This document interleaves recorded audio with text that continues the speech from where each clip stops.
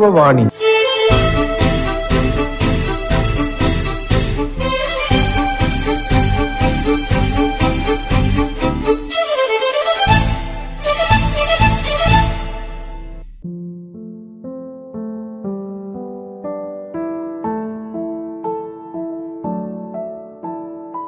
വെല്ലുവിളികളെ അതിജീവിച്ച് നേട്ടങ്ങൾ കൊയ്ത 2026 യുവജനക്ഷേമ കമ്മീഷന്റെ യുവപ്രതിഭാ പുരസ്കാര ജേതാവ് അമൽ ഇഖ്ബാലുമായുള്ള അഭിമുഖത്തിന്റെ തുടർഭാഗമാണിന്ന്.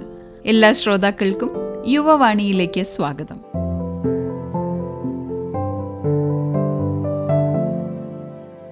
അമലിനെ സംബന്ധിച്ചിടത്തോളം ഏറ്റവും വേണ്ട ഒരു ലൈഫ് സ്കിൽ, ഇപ്പൊ നമ്മള് എല്ലാം ഒരു വിധത്തിലും കുഴപ്പമില്ലാത്ത ആളുകൾക്കാണെങ്കിൽ പോലും ലൈഫിൽ മുന്നേറാൻ പറ്റാത്തപ്പോ അവര് പറയുന്നത് ഒന്നെങ്കിൽ എനിക്ക് കമ്മ്യൂണിക്കേഷൻ സ്കില്ലില്ല, അതല്ലെങ്കിൽ എനിക്ക് ആളുകളോട് ഇന്ററാക്ട് ചെയ്യാൻ അറിയുന്നില്ല, അങ്ങനെ ഒരുപാട് പ്രശ്നങ്ങൾ നമ്മളെ പറ്റി തന്നെ പറയും.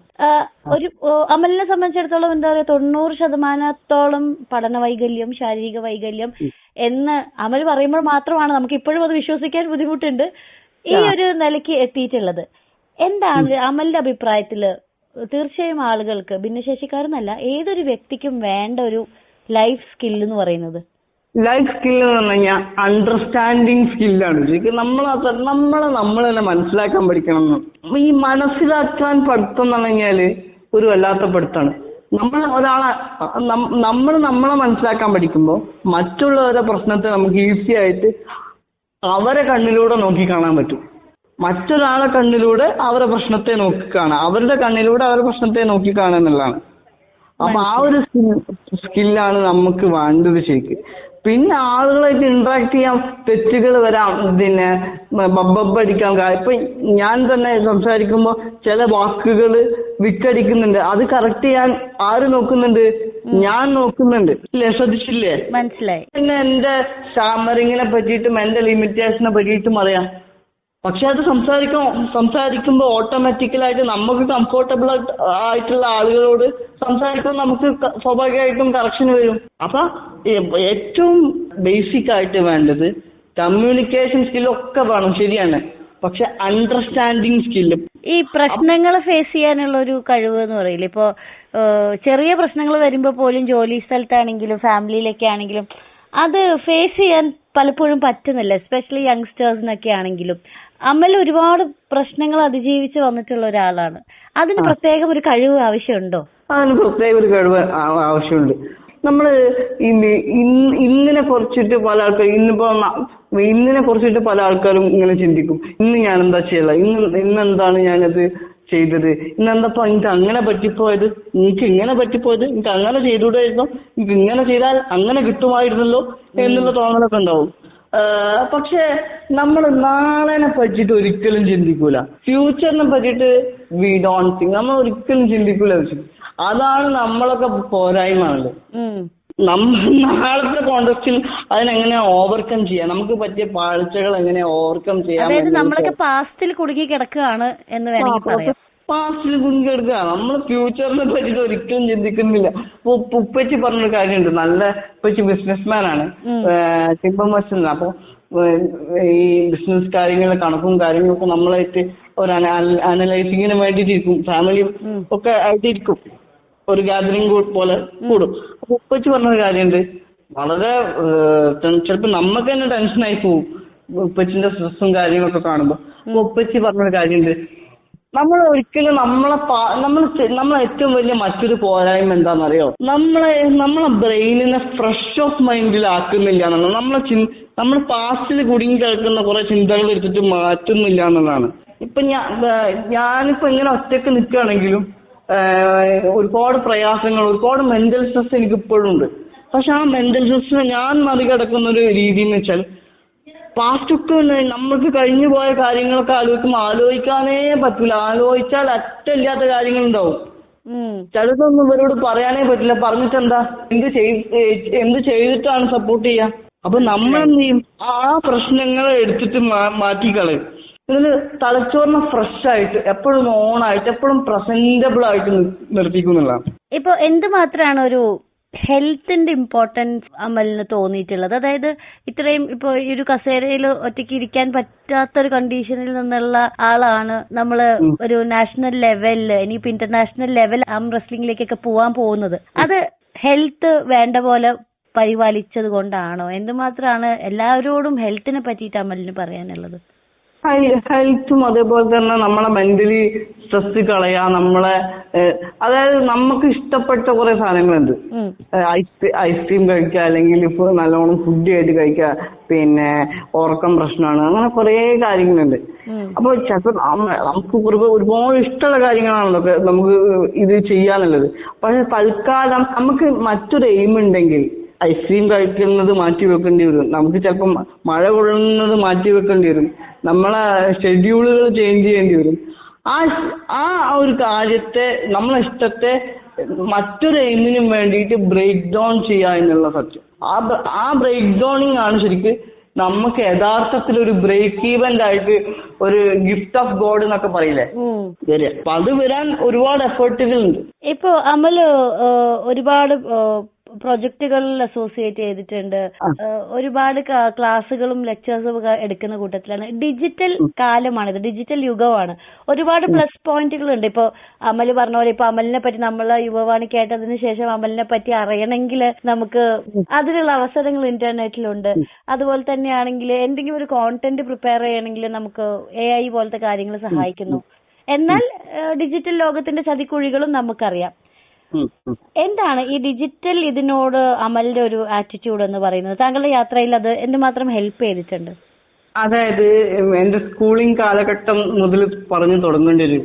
ഞാൻ 1ാം ക്ലാസ്സിൽ 1 മാസം, 2ാം ക്ലാസ്സിൽ 6 മാസം അങ്ങനെ ആയിട്ടാണ് പോയിക്കൊണ്ടിരുന്നത്. കാരണം എന്റെ കാലാകാലങ്ങളായിട്ട് എനിക്ക് ചെസ്റ്റ് ഇൻഫെക്ഷൻ ഉണ്ടാവുക. അപ്പൊ ആ സമയത്തൊന്നും ഓൺലൈൻ ക്ലാസ്സുകളൊന്നും കാര്യങ്ങളായിട്ടൊന്നും ഉണ്ടായിരുന്നില്ല. അപ്പൊ ഫ്രണ്ട്സാണ് കൂടുതൽ ഹെൽപ്പ് ചെയ്യുക, ഫ്രണ്ട്സും ടീച്ചേഴ്സും ഉമ്മച്ചും. അപ്പൊ എന്റെ പോർഷൻസ് ഒന്നും പെൻഡിങ് ഉണ്ടായിരുന്നില്ല. അപ്പോ ഈ 8ാം ക്ലാസ് വരെ ആ ഒരു സിനാരിയോ തുടർന്നു കൊണ്ടേയിരുന്നു. അപ്പൊ 9ാം ക്ലാസ് എത്തിയപ്പോ ഇനി എന്ത് ചെയ്യും എന്നുള്ള ഒരു തോന്നല് വന്നപ്പോഴാണ് കോവിഡായപ്പോ ഓൺലൈൻ ക്ലാസ് നിർബന്ധമാക്കി. ഈ ഓൺലൈൻ ക്ലാസ് ഏറ്റവും കൂടുതൽ ഉപകാരപ്പെട്ട ഒരു വ്യക്തി എന്ന് ആരാണ് ചോദിച്ചു കഴിഞ്ഞാൽ ഞാൻ കോൺഫിഡന്റ് ആയിട്ട് ഉത്തരം പറയും. കാരണം എനിക്ക് വേറെ പണിയില്ല, എനിക്കിത് കേട്ടേ പറ്റൂ. ഞാൻ ചിലപ്പോ വിക്ടേഴ്സിന്റെ ക്ലാസ് കേൾക്കും. ഇങ്ങനെ ഡിഫറെന്റ് ആംഗിൾ നോളജ് പ്രൊഡക്ഷനിൽ പാർട്ടിസിപ്പേറ്റ് ചെയ്യും. അപ്പോ ആദ്യമായിട്ട് നമ്മൾ മനസ്സിലാക്കേണ്ടത് നമുക്ക് വേണ്ടത് എന്താണെന്ന് തിരിച്ചറിയാം, അത് എടുക്കുക എന്നുള്ളതാണ്. അത് സെപ്പറേറ്റ് ചെയ്യാൻ പഠിക്കാം, ടാബുലേറ്റ് ചെയ്യാൻ പഠിക്കുക എന്നുള്ളതാണ്. അപ്പൊ ഇപ്പൊ പറഞ്ഞല്ലോ AI-ന്റെ കാലാണ്. പിന്നെ നമുക്ക് ഒരു പ്രോജക്റ്റ് അടിച്ചു കൊടുത്തു കഴിഞ്ഞാല് how to prepare a project അടിച്ചു കൊടുത്തു കഴിഞ്ഞാൽ പ്രോജക്റ്റ് വരുമെന്നുള്ള കാലത്താണ്. പക്ഷെ അതിൽ നമ്മളൊരു നോളജ് അപ്ലിക്കേഷൻ ഉണ്ട്. ഇപ്പൊ ഫിലിം പ്രൊഡക്ഷൻ പഠിക്കുകയാണെങ്കിൽ AI-ക്ക് ഇപ്പൊ അങ്ങനെ റീലുകളൊക്കെ കാണാം. AI-ല് മ്യൂസിക് പ്രൊഡക്ഷൻ പഠിക്കുന്നു, AI-ല് മറ്റേ ഫിലിം പ്രൊഡക്ഷൻ പഠിക്കുന്നു, AI-ല് പിന്നെ പ്രോമിസിങ് എഞ്ചിനീയറിംഗ് പഠിക്കുന്നു എന്നൊക്കെ പറയും. പക്ഷെ ഈ കാര്യങ്ങളൊക്കെ ചെയ്യുമ്പോഴും നമ്മളൊരു ടാലന്റ് പ്ലസ് ടെക്നോളജിയാണ്. നമ്മളൊരു ടാലന്റ് ആവണം. ഫിലിം മേക്കിംഗ് പഠിക്കുകയാണെങ്കിൽ ആദ്യം ഫിലിം മേക്കിംഗ് എന്താന്ന് പഠിച്ചിട്ടാണ് നമ്മൾ AI-യുമായിട്ട് ബ്ലെൻഡ് ചെയ്യാൻ പഠിക്കുക. ആ ബ്ലെൻഡിങ് ആണ് ശരിക്കും ലൈഫിന് വേണ്ടത്. സംഭവം മനസ്സിലായല്ലോ? അതായത് യഥാർത്ഥത്തിലുള്ള നോളജിനെ ടെക്നോളജി വന്നപ്പോ നേരെ നമുക്ക് അതിലേക്ക് ഫിറ്റ് ആക്കി കൊടുക്കുക. ഉദാഹരണമായിട്ട് പറയുകയാണെങ്കിൽ ഞാനിപ്പോ ഒരു ഉദാഹരണം പറയാം. എമിൽ ദുർക്കീവിന്റെ സോഴ്സ്, ഞാൻ സോഷ്യോളജി സ്റ്റുഡന്റ് ആയതുകൊണ്ടാണ് ഇങ്ങനെ ടെക്നിക്കലി സംസാരിക്കുന്നത് കേട്ടോ. അപ്പൊ എമിൽ ദുർക്കീം എന്നുള്ളത് ക്ലാസിക്കൽ സോഷ്യോളജിസ്റ്റ് ആണ് യൂറോപ്പിലെ. അപ്പൊ മൂപ്പര് ഉണ്ടാക്കിയ ഒരു കോൺസെപ്റ്റ് ആണ് സോഷ്യൽ സോളിഡാരിറ്റി. സോഷ്യൽ സോളിഡാരിറ്റിനെ ബേസ് ചെയ്തിട്ടൊരു മൂവി ഞങ്ങൾക്ക് മിഞ്ഞാമത്തെ പ്രോജക്റ്റ് അതായിരുന്നു. സോഷ്യൽ സോളിഡാരിറ്റിനെ വെച്ചിട്ട് ഒരു പ്രസന്റേഷൻ, ഒരു മൂവി അപ്രീഷിയേറ്റ് ചെയ്തിട്ട് പ്രസന്റേഷൻ തയ്യാറാക്കും. അപ്പൊ ഞാൻ എന്ത് ചെയ്തു, AI-ൽ അടിച്ചു കൊടുത്താൽ എന്താ പറയാ മൂവിന്റെ കാര്യങ്ങളൊക്കെ വരും. അത് അങ്ങനെ തന്നെ സ്റ്റോർ ചെയ്ത് വെച്ചു. കൂടെ നമുക്കറിയുന്ന ചില തിയറിറ്റിക്കൽ ആപ്ലിക്കേഷൻസ് യൂസ് ചെയ്തു. അത് വെച്ചിട്ടാണ് ഞാൻ പിന്നെ എന്റെ HOD എന്റെ ടീച്ചറായിട്ടുള്ള മധുര മാമിന് വോയിസ് ഇട്ട് കൊടുത്തു. ഡയറക്റ്റ് AI-ൽ കോപ്പി അടിക്കാതെ നമ്മളൊരു നോളജ് ഓഫ് അപ്ലിക്കേഷൻ ഉണ്ട്, അതും ടെക്നോളജിയും കൂടി ബ്ലൻഡ് ചെയ്തു എന്നുള്ളതാണ്.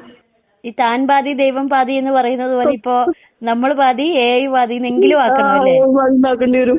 അപ്പൊ ഇനി പറഞ്ഞ സ്വപ്നങ്ങളിൽ ആം റെസ്ലിംഗ് ഇന്റർനാഷണൽ ലെവൽ ഒരു അച്ചീവ്മെന്റ് ഉണ്ട്, IAS പ്രിപ്പറേഷൻ ഉണ്ട്, എഴുത്തിന്റെ കാര്യങ്ങൾ ഇനി എങ്ങനെയാണ്? ഒരുപാട് പുസ്തകങ്ങൾ നമ്മളുടെ സൈഡിൽ നിന്ന് നമുക്ക് ഇനി പ്രതീക്ഷിക്കാമോ?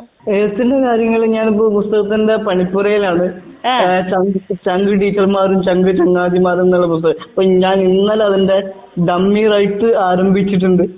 അത് വൈകാതെ തന്നെ അത് സെറ്റ് ആവുമെന്നാണ് എന്റെ പ്രതീക്ഷ. അതിന് ശേഷം ഞാൻ ഒരു പ്രോജക്റ്റ് ചെയ്യാൻ തീരുമാനിക്കുന്നുണ്ട്. ആ പ്രോജക്റ്റിന്റെ ഭാഗമാണ് ആ പുസ്തകം എഴുത്ത്. ഡിഫറെന്റ്ലി ഏബിൾഡ് ലിറ്ററസി വില്ലേജ് എന്നുള്ള ഒരു പ്രോജക്റ്റ്. അത് കേരള സർക്കാരുമായിട്ട് അറ്റാച്ച് ചെയ്ത് ചെയ്യാനാണ് പ്ലാൻ.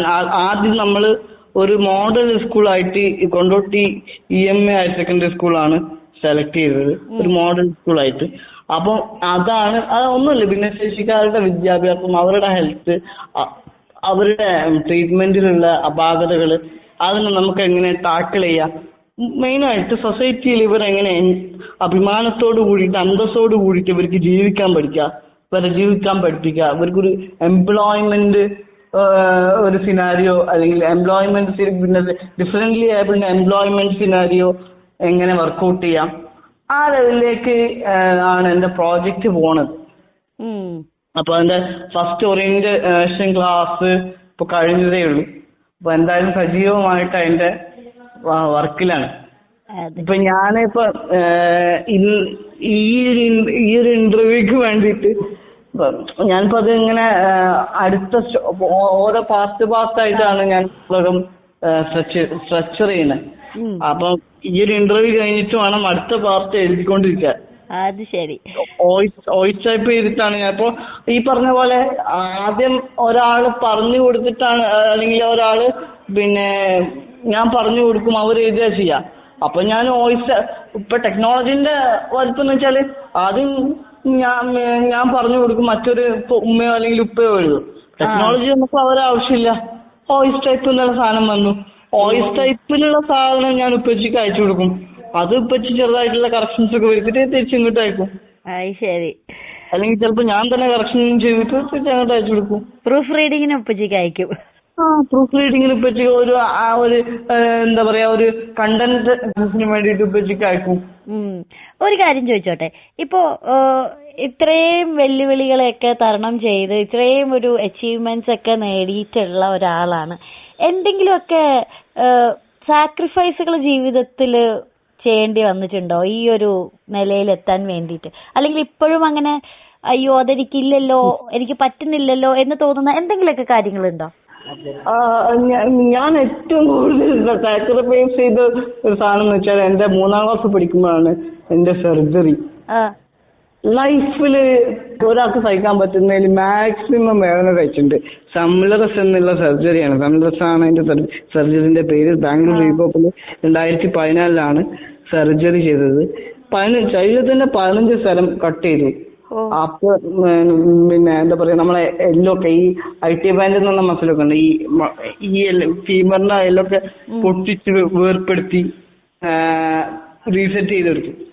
ഒരുപാട് വേദന, സർജറിന്റെ വേദന പോട്ട്. അത് കഴിഞ്ഞിട്ട് പ്ലാസ്റ്റർ വെട്ടിയിട്ട് 5ാമത്തെ ദിവസം ഈ മട്ടല് പോലെ നിൽക്കുന്ന കാല് പിടിച്ചിട്ട് ഒരു മൊബിലൈസേഷൻ ഉണ്ട്. ആ മൊബിലൈസേഷനാണ് ലൈഫിന് ഏറ്റവും വേദനന്റെ പീക്ക് ലെവലിൽ എത്തുന്നത്. അപ്പം ലൈഫിൽ ഏറ്റവും സഹിക്കാവുന്ന ഒരുപാട് സാക്രിഫൈസുകൾ ചെയ്തിട്ടുണ്ടെങ്കിലും സർജറിയാണ് ഏറ്റവും വലിയ സാക്രിഫൈസ്. പക്ഷെ ആ സാക്രിഫൈസ് ചെയ്തതിനുള്ള ഗുണം ഇന്ന് ഞാൻ ചിരിക്കുന്നു, ഹാപ്പിയസ്റ്റ് ആയിട്ട് ചിരിക്കുന്നു. ആ വേദനയ്ക്കുള്ള മധുരം ഇപ്പൊ അനുഭവിക്കുന്നുണ്ട്.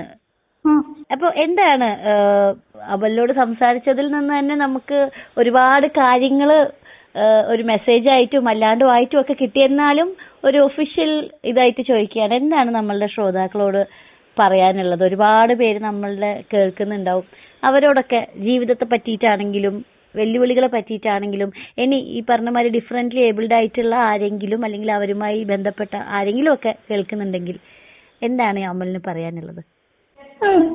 ഡിഫറently ഏബിൾഡ് ആയിട്ടുള്ള വ്യക്തികളോട് എനിക്ക് പറയാനുള്ളത് ശ്രമിക്കുക എന്നുള്ളതാണ്. Do it again, try again, വീണ്ടും വീണ്ടും ശ്രമിച്ചുകൊണ്ടേയിരിക്കുക. ഭിന്നശേഷിക്കാരായ കുട്ടികളുള്ള രക്ഷിതാക്കളോട് എനിക്ക് പറയാനുള്ളത്, നിങ്ങൾ സൊസൈറ്റിയിൽ എൻ്റർ ചെയ്യിക്കുക. നമ്മുടെ സിസ്റ്റത്തിന്റെ തകരാറുകളൊക്കെയാണ് സമ്മതിച്ചു, പക്ഷെ അതിലെന്തെങ്കിലുമൊക്കെ മാറ്റങ്ങൾ വരുത്തുന്നുണ്ടെങ്കിൽ നമ്മൾ നമ്മളെ കുട്ടീനെ പുറത്തേക്ക് ഇറങ്ങാം. അവൻക്ക് അല്ലെങ്കിൽ അവൾക്ക് പുതു ലോകം കാണിച്ചു കൊടുക്കുക, ആകാശം വലുതാക്കി കൊടുക്കുക, അവസരങ്ങൾ ഉണ്ടാക്കി കൊടുക്കുക. സൊസൈറ്റിയിൽ അവൾ അല്ലെങ്കിൽ അവൻ ഒരു കണ്ണിയാണ്, നീയും ഇതിന്റെ ഭാഗമാടാ അല്ലെങ്കിൽ നീയും ഇതിന്റെ ഭാഗമാടി എന്നുള്ള ഒരു തോന്നൽ ഉണ്ടാക്കി കൊടുക്കാനുള്ള അത്രേ ഉള്ളൂ. അത്ര മതി. അത് തന്നെ ഏറ്റവും വലിയ ഒരു മെസ്സേജ് ആണ് അമൽ ഇപ്പൊ കൊടുത്തിട്ടുള്ളത്. അപ്പോ വളരെ എന്താ പറയാ, വളരെ സന്തോഷം. വളരെ ഫ്രീ ആയിട്ട് ഞാൻ ഇങ്ങനെ ശ്രദ്ധിക്കായിരുന്നു, വളരെ പ്രയാസമൊന്നുമില്ലാതെ വളരെ ഫ്രീ ആയിട്ട് ഫ്രീ ഫ്ലോയിങ് ഇങ്ങനെ പോയിട്ട് ഇങ്ങനെ സെറ്റായിട്ട് വരുന്ന ഒരു ഇന്റർവ്യൂ. ഭയങ്കര കാമൻ ക്വയറ്റ് ആയിട്ട്. അതെ, കാരണം അമല് അത്രയും രസമാണ് അമലിനോട് സംസാരിച്ചിരിക്കാനും അമലിന്റെ കഥകളൊക്കെ കേൾക്കുമ്പോൾ നമുക്ക് ഒരു 3ാം ക്ലാസ്സുകാരനായ അല്ലെങ്കിൽ 3 വയസ്സുള്ള അമലിനെ മുതൽ എനിക്ക് മനസ്സിൽ കാണാം. അപ്പൊ ആ യാത്രയിൽ ഒപ്പം ഞങ്ങളും കൂടിയെന്ന് കൂട്ടിയാൽ മതി. ഒരു ഇന്റർവ്യൂ അല്ല, അമലിന്റെ ഒപ്പമുള്ള ഒരു യാത്രയായിരുന്നു. അപ്പൊ ഒരുപാട് സന്തോഷം അമൽ. ഇനിയും ഒരുപാട് ഉയരങ്ങളിൽ എത്തട്ടെ. നമ്മൾ പറഞ്ഞതുപോലെ തന്നെ ഒരു ഇന്റർനാഷണൽ ലെവൽ ആം റെസ്ലിംഗ് ചാമ്പ്യനായിട്ടും IAS ഉദ്യോഗസ്ഥനൊക്കെ ആയിട്ട് വീണ്ടും നമുക്ക് സംസാരിക്കാൻ പറ്റട്ടെ. ഒരുപാട് സന്തോഷം. തീർച്ചയായിട്ടും ഒരുപാട് സന്തോഷം.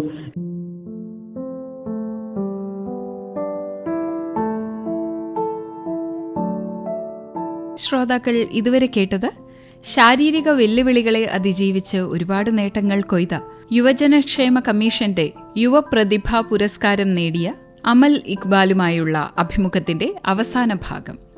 ഒപ്പമുണ്ടായിരുന്നത് ഫെറിൻ.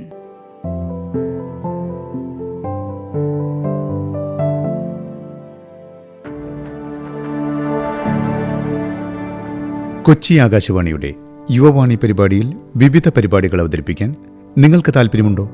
18-നും 35-നും ഇടയിൽ പ്രായമുള്ളവർക്കാണ് അവസരം. യൂത്ത് ക്ലബ്ബുകൾക്കും പങ്കെടുക്കാം. ഇതിനായി നിങ്ങളുടെ വിവരങ്ങൾ ഉൾപ്പെടുത്തി 94 47 56 22 12 എന്ന നമ്പറിലേക്ക് വാട്സപ്പ് സന്ദേശം അയക്കാം. സന്ദേശങ്ങൾ യുവവാണി എന്ന തലക്കെട്ടോടെ വേണം അയക്കാൻ.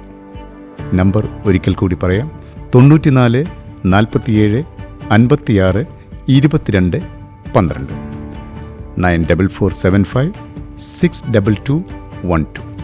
യുവവാണി എന്ന തലക്കെട്ട് കൊടുക്കാൻ മറക്കരുത്.